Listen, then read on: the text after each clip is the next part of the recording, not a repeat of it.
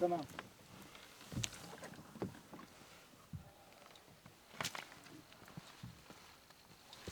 C'est beau.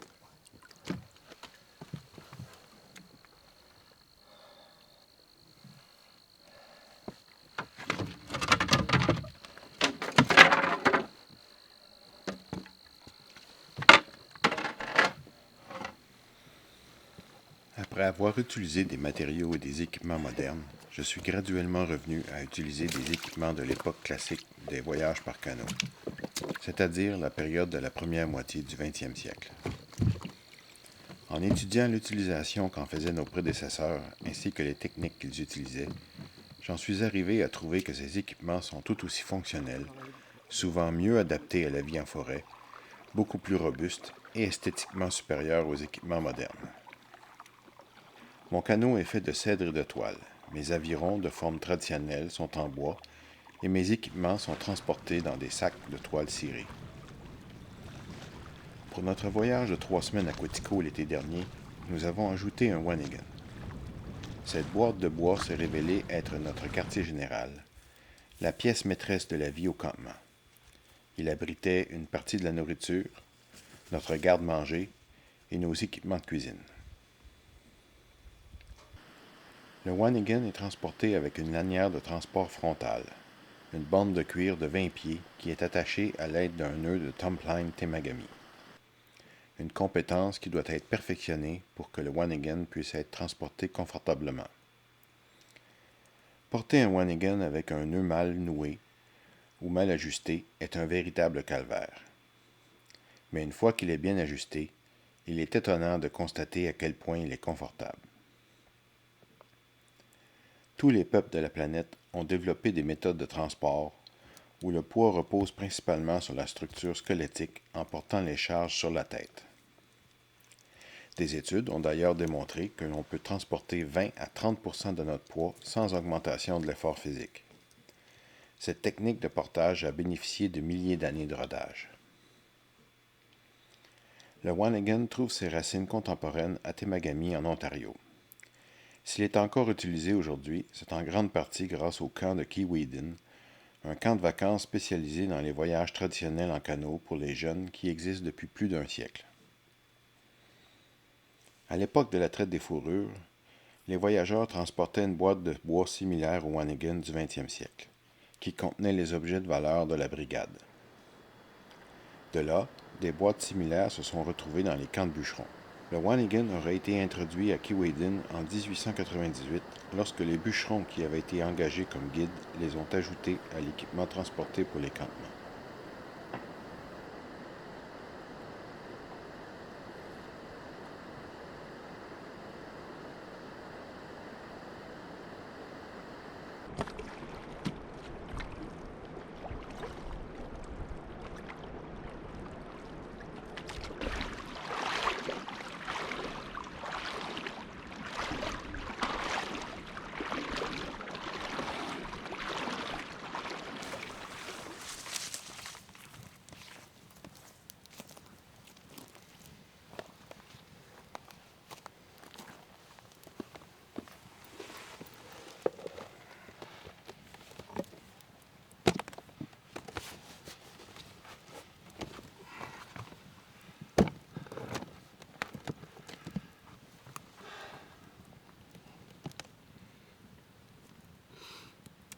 Le Wanigan.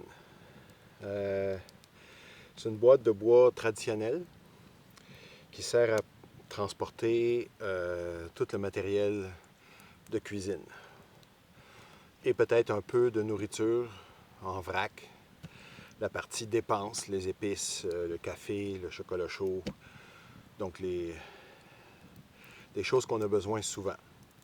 Avec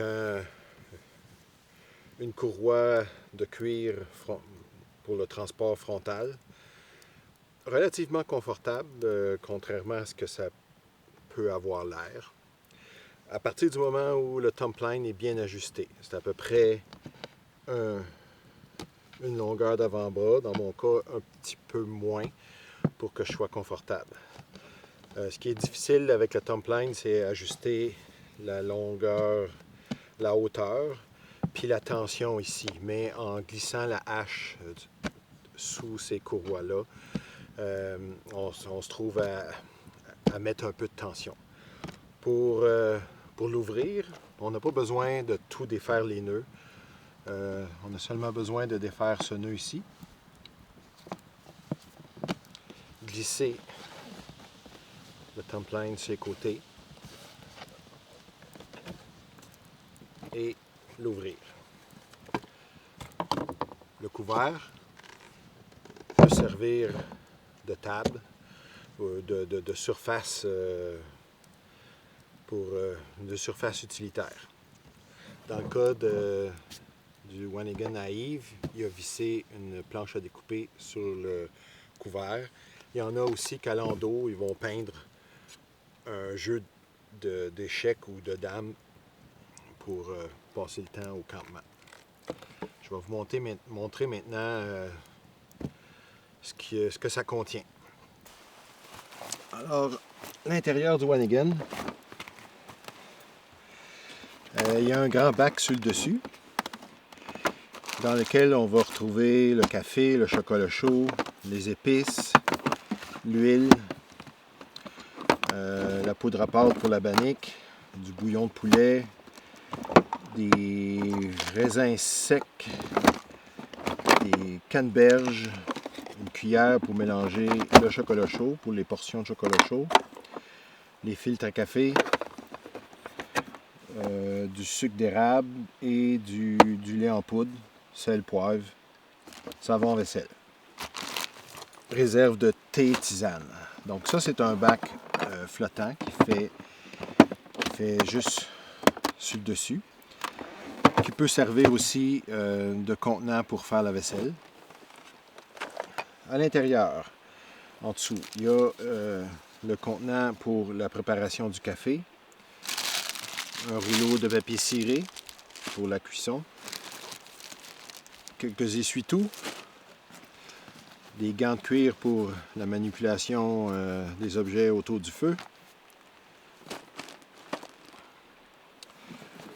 le rouleau à ustensiles, dont quelques-uns des ustensiles ont été enlevés pour les placer dans les espaces perdus sur les côtés du Wannigan. Les casseroles, donc les chaudrons, avec l'autocuiseur pour terminer la réhydratation après qu'on a amené nos ingrédients déshydratés avec de l'eau à ébullition. Le kit à café, donc le moulin, l'aéropresse, le four à réflexion pliable, très pratique pour faire cuire la bannique, des biscuits. Certains font des gâteaux là-dedans. On peut faire cuire la lasagne, la frittata. Ici, j'ai une grille d'un vieux poêle en métal très lourd, mais j'ai juste conservé la grille que je glisse par-dessus les bords à feu. Si on veut faire griller du poisson ou pour amener plus de stabilité sur les chaudrons, sur les bords à feu.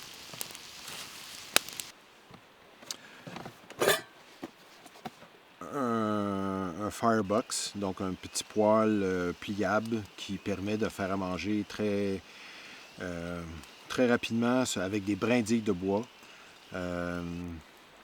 Donc si le bois est mouillé, si on est pressé, ben on peut se servir de ça. Les bols. Cette petite casserole-là, je m'en sers pour faire cuire la bannique dans le four. Les tasses, ainsi qu'une tasse à mesurer. un petit thermos pour faire réhydrater l'humus ou la salsa ou la sauce à spaghetti.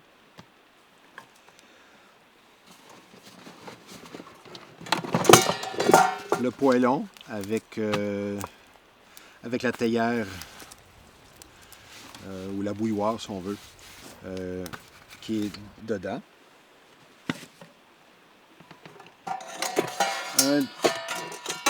Un découvert des chaudrons qui servent aussi à la préparation de la bannique. Puis les instruments qui sont glissés dans les côtés pour économiser de la place. Donc, on a tous nos instruments de cuisine, plus nos condiments, café, thé, chocolat chaud. Tout est contenu là-dedans. Une bonne poignée sur le côté pour le lever. Nous, c'est la première été qu'on l'utilise. C'est un Wannigan qui a été fabriqué par Yves, qui arbore les armoiries de sa famille, donc qui relate l'arrivée du premier Nadon en terre de Nouvelle-France en 1687. Aussi surprenant que ça puisse paraître, le Wannigan est très confortable à transporter une fois que la courroie frontale est bien ajustée. Dans le cas de notre voyage ici, la courroie de front était ajustée pour moi, pour ma morphologie. Donc, c'est moi qui l'ai transporté tout au long des portages qu'on a fait jusqu'ici. Et je n'ai ressenti aucun inconvénient à utiliser le Wannigan.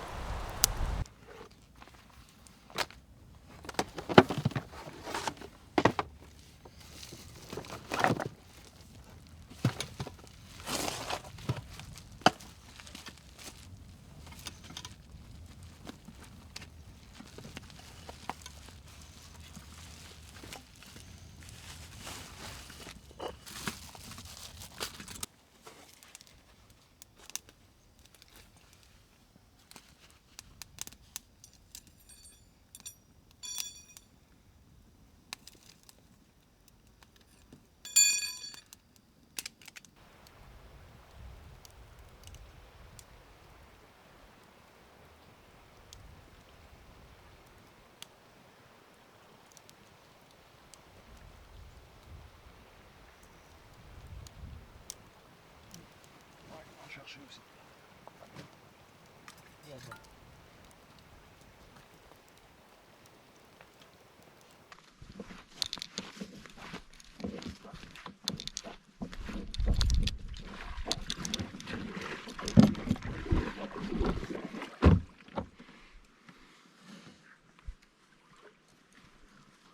On peut le tourner, Marc.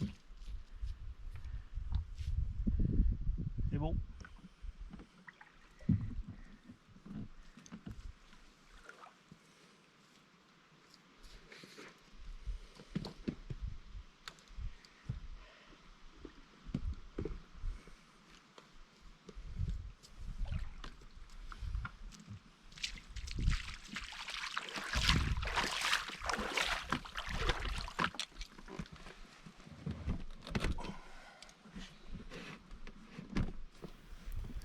Tout comme le canot de cèdre entoilé, un Wannigan m'oblige à rester honnête et conscient.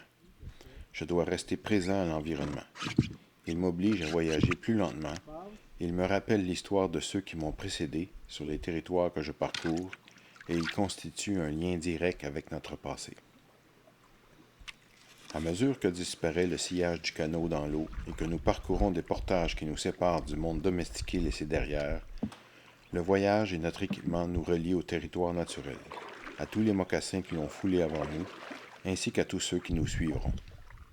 En étant conscients de notre place dans cette nature, nous nous responsabilisons envers elle.